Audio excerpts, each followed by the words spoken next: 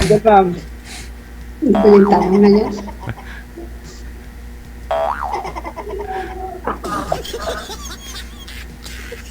Oh, okay. I'm describing.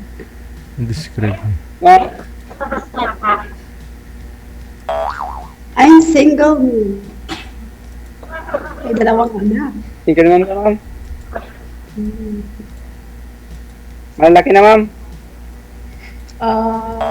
Maliit pa.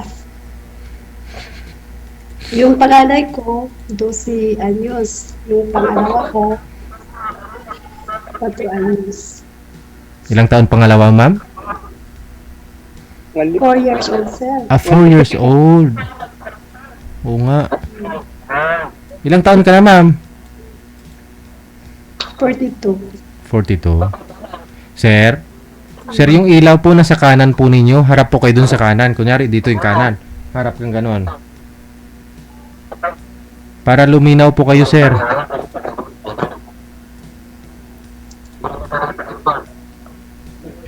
Yung cellphone, kasama po yung cellphone. Ito siguro. Yan. Kung saan po yung ilaw, dapat dun po kayo humarap. Huwag po kayo tumapat, huwag po kayo tumalikod. Yun, medyo klaro. Sige.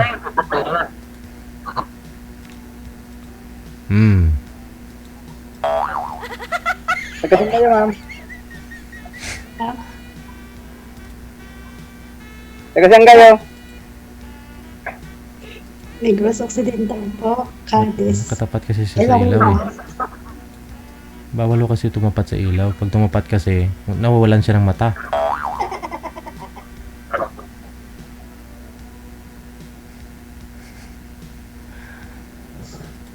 Pangalawang sali mo na po ito, sir, no? Sir Rek, Oo, sir.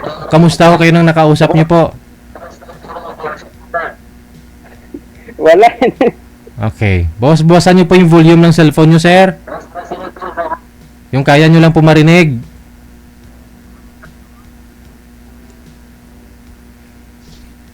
Dapat to hindi kayo tatapat sa ilaw kasi kung tatapat ka sa ilaw, yung ilaw kunyari dito, no?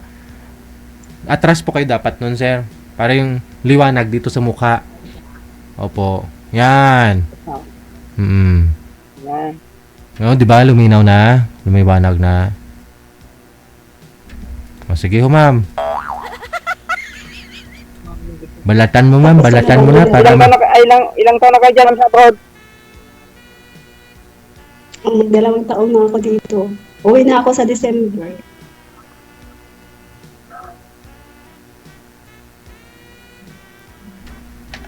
uwi na daw sa December, sir. Wala pa.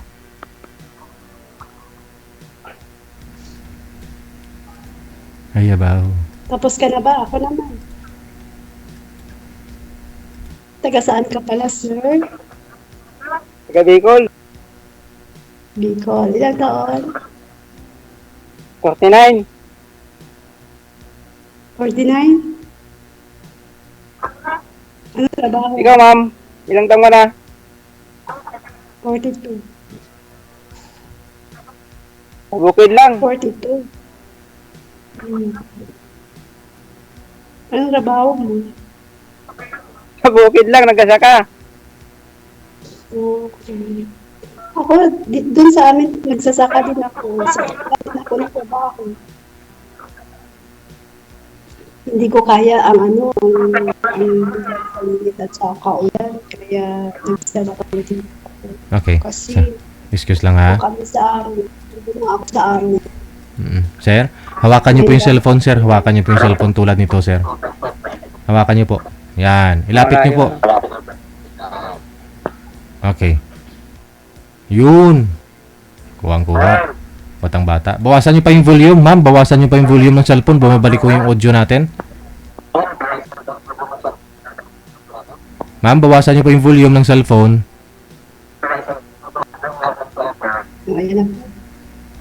Sa inyo din po, sir. Bawasan mo pa yung volume, sir. Nagtutukbak po tayo, sir. Maingay kasi sa baba. Kasi naglaro yung malaga. Okay na po yan dyan, ma'am. Sige, sir. Go ahead.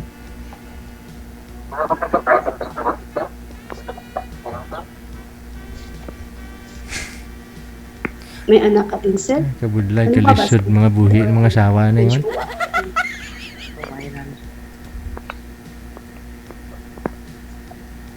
Hello?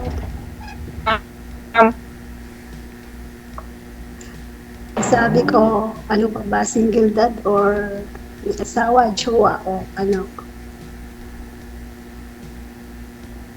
Binata po talaga yun, ma'am, kasi kilala ko na po ito, sumali na po kasi ito ng mga nakaraang buwan.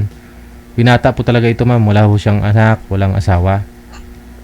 Wala pang karanasan, at syempre, ikaw po yung maswerteng babae.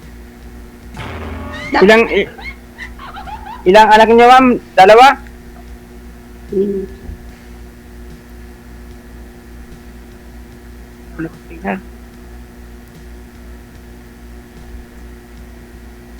Tapos,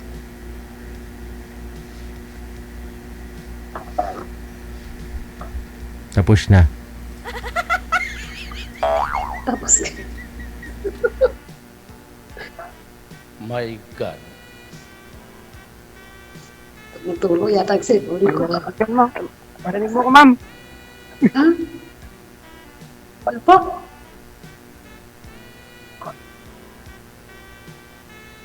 Ano sabi mo?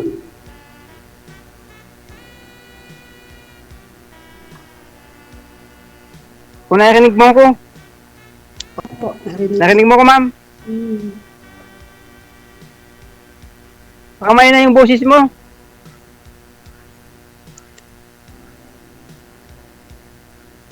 Baka ayaw.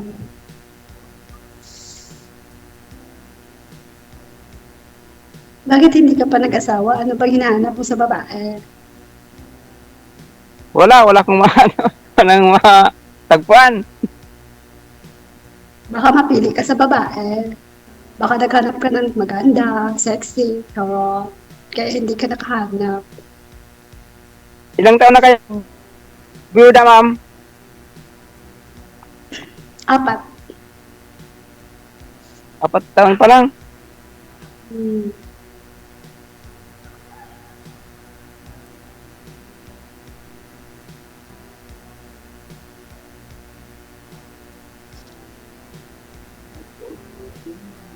Ano pa?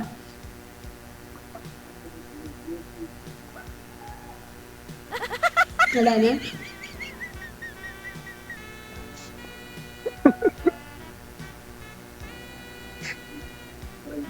Bakit kayo dito, ma'am?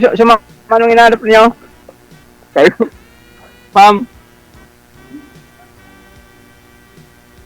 Ano pa? bakit kayo sumali dito?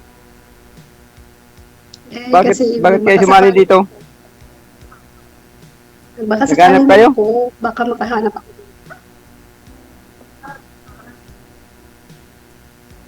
Narinig mo ako?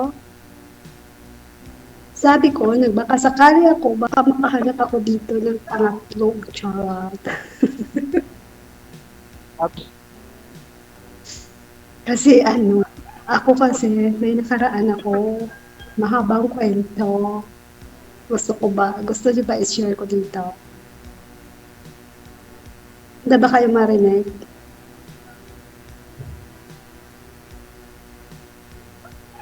Hello?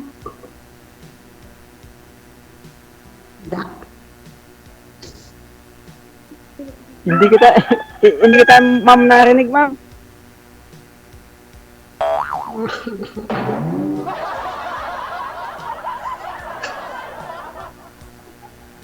Okay, ituon ko na lang yung yung bunga class. Yan, malakas ganyan. Kasi nakatuon na yung bunga ko sa phone ko. Ganyan malakas, naintindihan ko, ma'am.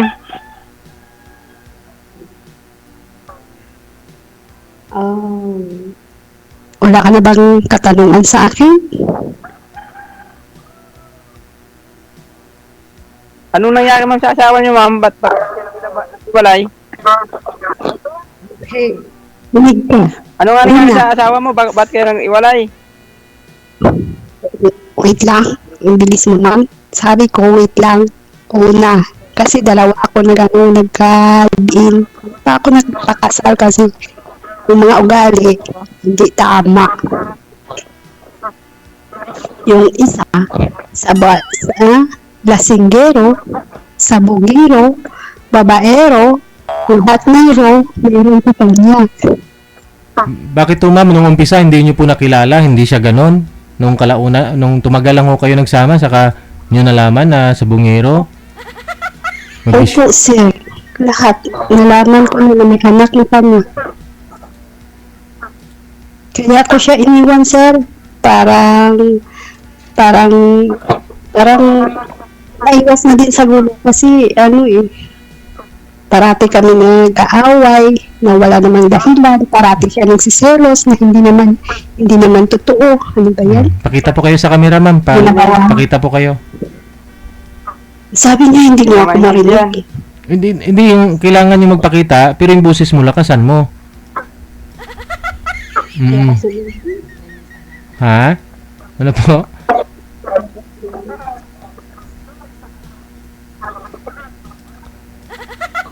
Sabi ko, yung isa, iniwan ko pa kasi yung siya, kasama. Yung O ganyan ma'am, narinig ko. yung pangalawa naman, wait lang. Yung pangalawa, iniwan ko din kasi muntik na niya mag-asa yung anak ko. Yung panganay ko, muntik na niya mag-asa. Kaya ko siya iniwan. Walang swerte sa pag-ibig. Hindi. Siyempre, hindi nyo nakilala ng lubos. Bago kayo nagsama.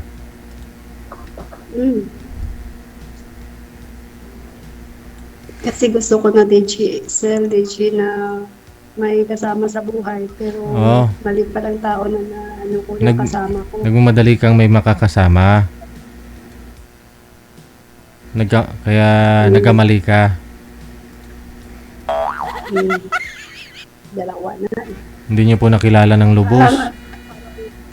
Parang baboy, naghanap lang ng donkey. Charot. Kasi kung yung isang lalaki, walang bisyo, hindi sa bungero, hindi sa lasinggero, at kung nagsama na ho kayo, saka siya naglalasing, saka ho siya nagbibisyo, may mali sa pagsasama ninyong dalawa. Ganon. Pero, kung ganon po talaga yung ugali niya, tapos nagpretend o tinago niya lang sa'yo, tapos lumabas ulit nung magkasama na ako yung dalawa, ibang usapan naman ay, yun, di ba? Kaya tinatanong ko ho, nung unang nililigaw pa lang ba siya sa'yo, wala siyang bisyo o meron na? Nalaman nyo? Wala siyang bisyo, ma'am? Wala pa ho siyang bisyo nung naniligaw pa lang sa'yo? Wala. Ibig sabihin, may mali sa pagsasama ninyong dalawa, kaya ho siya nagbibisyo. Ano po kayang dahilan? Ba't niya nagawa yung ganon? Bakit umiinom isang tao? Para malibang? Para makalimot? O para gumanda yung paningin niya? Baka hindi ko kayo nagpapaganda kung umuwi sa bahay ninyo. Kaya kailangan niya ho maglasing para gumanda ka.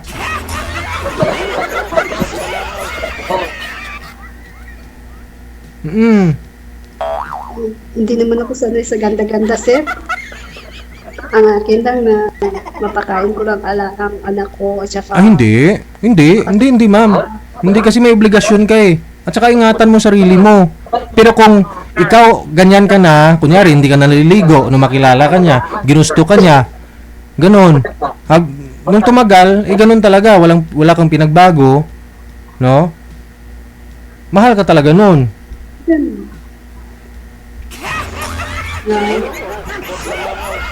Kaya nga yung... Pero kung maganda ka nung nililigawan ka niya, maganda ka, naka-lipstick ka, naliligo ka palagi. Tapos nung mag-asawa na ho kayong dalawa, pinabayaan mo na sarili mo, hindi mo na inaaruga, anak mo na priority mo, hindi mo na maatupag sarili mo, tula ka ng time sa kanya, mag-iba ugali nun, ma'am. Maghanap po yun ng ibang babae. Ay, yung tala. Oo. Kaya ang gagawin mo, huwag mong pabayaan yung sarili mo. Doon na po tayong obligasyon bilang magulang, siyempre priority yung mga bata. Pero huwag kalimutang, siyempre, huwag kalimutang manghilamos, huwag kalimutang maghugas. Paano tumigas? Hindi, joke lang naman po yun, mama. Tinitingnan ko kasi natin kung bakit biglang hong nagbago yung ugali ng isang tao na magkasama na ho kayo. Samantala, nung una, hindi naman siya ganun. Hindi naman babaero, di lasinggero. Walang bisyo. May mali. Siguro sa akin yung mali. Kaya ako na lang nang iwas sa ano. Kaya ko siya iniwan. Dala ko anak ko.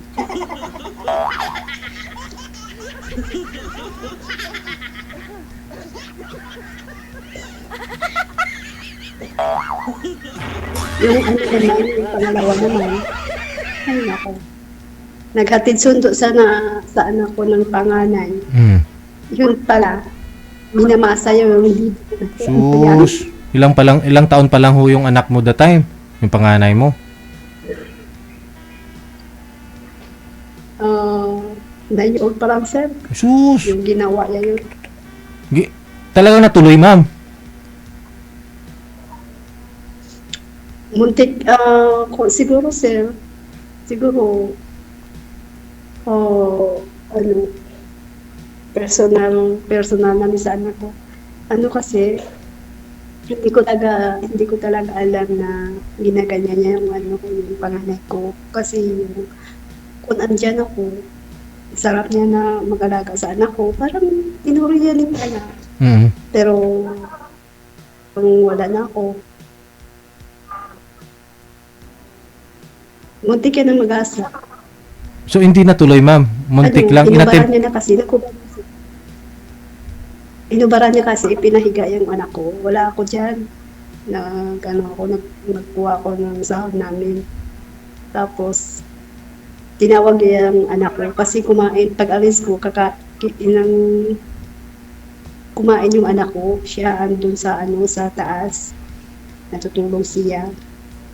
Pag alis ko na, tinawag niya ko yung anak ko. Inaakyat sa taas. Tapos, hinubaran. Yun. Sinakyan niya. Nagubadan siya. Yun, sinakyan niya. Okay. Ang ibig ko tanongin, ma'am, tinatanong ko po kung natuloy niya, hindi. Hindi naman. Nagtanong nga ako sa sa anak ko at saka sa ex ko. Wait lang, tawag pa ako. Dam! Yun pala, malakas naman pala pag sumigaw eh. Ang hina ng busis. Uy, nabitin tayo, sir. Umatras si ma'am. Tinawag na daw siya ng madam niya. Paano ho yan? Marami ka pa hong dapat alamin kay ma'am, no? Sa kwento ng buhay niya. Maganda ho yan. Connected na po kayo dito. Tuloy-tuloy lang ang usapan ninyong dalawa, ha? Opo. Tuloy-tuloy lang po, sir. Ipaglaban mo. Ang signal mo. Kasi mahina ho signal mo, ha? Good luck sa pangatlong pagkakataon mo dito na pag-join. Maraming salamat. Wanted, sweetheart. Wanted, sweetheart. Check this out.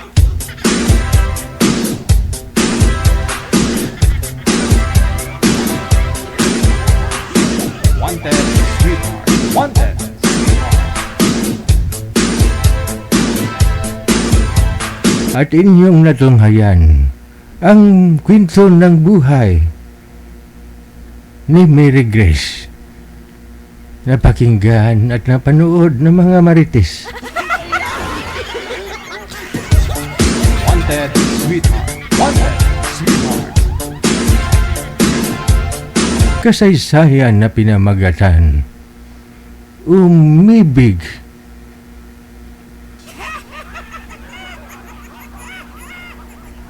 Nasaktan. Aray.